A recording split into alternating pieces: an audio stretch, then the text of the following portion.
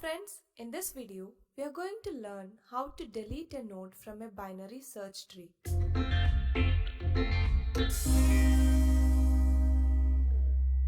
We have to consider three cases while we perform deletion in a binary search tree. So here is an example of a BST, and the first case is if the node to be deleted is a leaf node. And suppose we have to delete 300, which is a leaf node. There are no complexities to delete a leaf node, so simply delete it. The second case is when we have to delete a node with a single child. Then we can delete that node and its child will take that position. That is, if the node to be deleted has only a right child, delete that node and its right child will take its position. For example, let us delete the node 200. It has only a right child which is 300, so delete 200 and its right child 300 takes 200's position. Similarly, if the node to be deleted has a left child only, delete the node and its left child takes that position. For example, let us delete 200. It has only one child 150 which is its left child. So to delete 200, we can delete it and 150 takes its position, like this. So that was the second case. First case, a node with no children. Second case, a node with a single child. Next is the third case, which is obviously the node with two children. And in that case, we have to find the in-order successor, replace the node to be deleted with it. See an example. We have the node 200. It has both left and right child. In this case, we need to find the correct value which satisfies the BST rule. That is, root left should be less than the root and root right should be greater than the root. The correct node will be either the max value node in the left subtree or min value node in the right subtree. Both will be satisfying the BST rule. We will place the min value of right subtree in the root. So what is the min value of right subtree? It is 250. So replace 200 with the value 250. The node has two copies of 250. So delete one copy of 250 from the right subtree. Now let us see how to implement it in C language.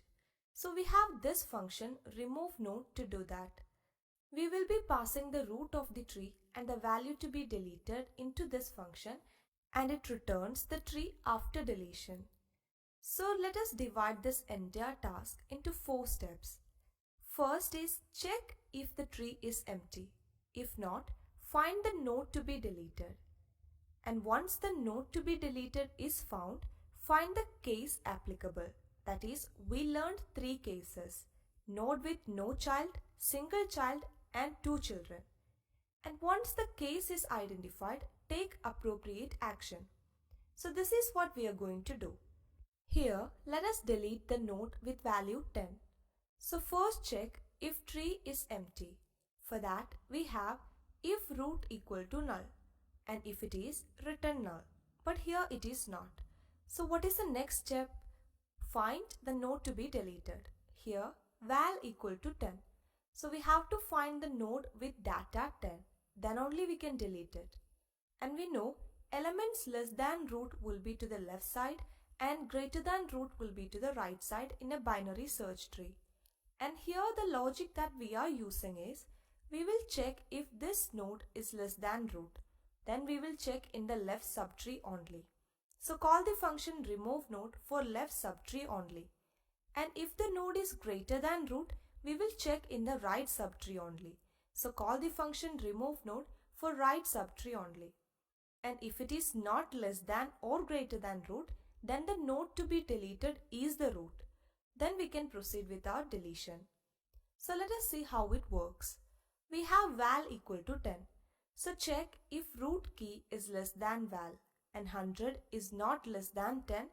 So it fails. And now check if root key is greater than val and 100 is greater than 10, so it is true. So value is less than root, so we only need to check in the left subtree. So call remove node by passing the left subtree. And how do you pass a subtree? To pass a tree, you can pass its root. A root has links to all the nodes. Similarly, to pass a subtree, you can pass the root of the subtree. That is why we will pass root left, which is the root of its left subtree. So, we have root left equal to remove node of root left comma val. So, if 10 is present in this left subtree, it will be deleted and that subtree will be returned to this function and it will be updated here. So, remove node is called again by passing node 50 and value 10. So, check if tree is empty, but it is not. So, check if root key is less than val, but 50 is not less than 10. So, check if root key greater than val and 50 is greater than 10. So, 10 can be present in the left subtree only. So, again repeat the step called remove node by passing its left subtree and the value. So, remove node is called again by passing the node 10 and value 10. Now again, check if the tree is empty, but it is not. So, check if root key is less than val, but 10 is not less than 10. So, check if root key greater than val. Again, 10 is not greater than 10. So, as we discussed, 10 is not less than root and it is not greater than root. So, 10 must be the root here. So, the else part will work here, that is, we found the node to be deleted, which is the root of this subtree. So, we performed the first two steps. We checked if the tree is empty and it is not. So, we found the node to be deleted. Now, what is the third step? It is identifying the deletion case. So, first check if it is a node with no children, that is a leaf node. And if it is a leaf node, then its left and right will be null. So, check if root left equal to null and root right equal to null. And it is here. So, third step is done. Case is identified. Now, what is the step 4? Take appropriate action. So, we can understand that it is a leaf node. So, simply delete it. So, write free of root, which will delete the node here and will return null. And please understand that this is not the root of the whole tree, but of the subtree we passed. This function is actually called for the third time here. And the root we are referring here is the node with value 10. So the root of this subtree is deleted and return null to the calling function. And finally, the root of the original tree will be returned to the function called remove node first. So that is how we can delete a leaf node. Now let us delete another node. Let it be the node with value 300. So val equal to 300 here.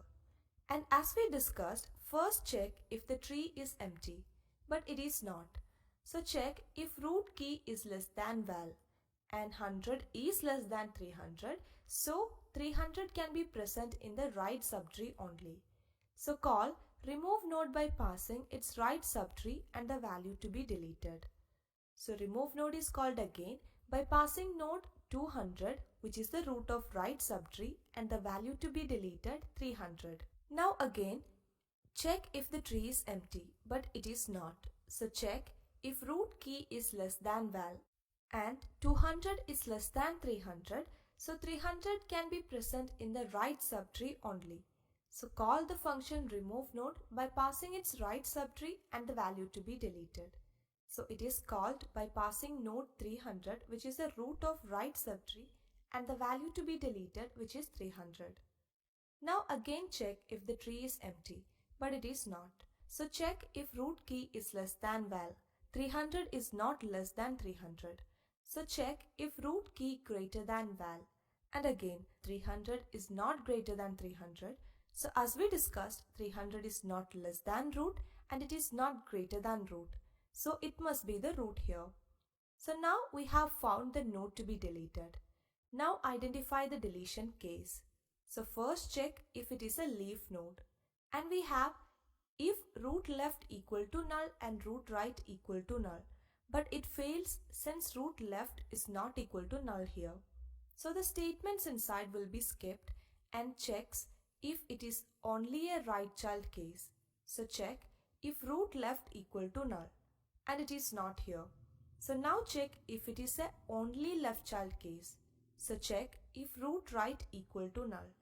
And it is here. So both left and right is not equal to null, but only right equal to null. So it is a only left child case. So what should we do? We have to delete that node and its child should take that position. So first create a temporary pointer temp pointing to the left child. Now delete the root and return temp, which is the left child and which will be stored as the root right in the calling function. And finally, the root of the original tree will be returned to the function which called the function remove node first. So that is how a single child node can be deleted in a binary search tree. Now let us delete another node. Let it be 200. So val equal to 200 here. And as we discussed, first check if the tree is empty, but it is not. So check if root key is less than val and 100 is less than 200. So 200 can be present in the right subtree only. So call remove node by passing its right subtree and the value to be deleted. So it is called again by passing node 200, which is the root of the right subtree and the value 200. Now again check if the tree is empty, but it is not. So check if root key less than val, but 200 is not less than 200. So check if the root key is greater than val. Again 200 is not greater than 200. So now it goes to the else part, which means we have found the node to be deleted and it is the root of this subtree. So first check if it is a leaf node and we have if root left equal to null and root right equal to null, but it fails. So the statements inside will be skipped. Now check if it is a only right child case. So check if root left equal to null and it is not here. So check if it is a only left child case. So check if root right equal to null and it also fails here. So it is not a leaf node case, not single left child case and not single right child case. So it is a both left and right child case. That is two children case. In this case, what should we do? We have to find the minimum value in the right subtree of 200. So let us call a function getRightMin by passing its right subtree, that is node 300. And what we have to do here is we have to traverse through the left child until we get a null. So create temp pointing to root and use a while loop while temp not equal to null and move temp to its left child. So first temp points to 300. Now we have temp left equal to 250, which is not equal to null. So go inside and move temp to its left child. So temp equal to 250 now. Now again check if temp next not equal to null, but it is here. So control comes out of the while loop and returns temp key, which is stored in integer variable rightMin. So copy the rightMin value to the node to be deleted, which is root here. So we have root key equal to rightMin. So 250 is stored here. Now we have two copies of 250. So we need to delete one copy of 250 in the right subtree. So call remove node function by passing right subtree and in-order successor value 250. Now again check if tree is empty, but it is not. So check if root key less than val, but it is not. So check if root key greater than val and 300 is greater than 250. So call remove node function by passing the left subtree and the value 250. Now again check if the tree is empty, but it is not. So check if root key is less than val, but 250 is not less than 250. So check if root key is greater than val. Again 250 is not greater than 250. So as we discussed, it must be the root here. So we have found the node to be deleted. Now identify the deletion case. So first check if it is a leaf node and we have if root left equal to null and root right equal to null, and it is. So simply delete it and return null. So this leaf node is deleted and finally root will be returned. So that is how we can perform deletion in binary search tree. So we have discussed the three cases. The first case, which is a leaf node, so we can simply delete it. And the second case is a node with a single child, then the child replaces its parent. And the third case is a node with both left and right children, and in that case the in order successor will replace the node to be deleted.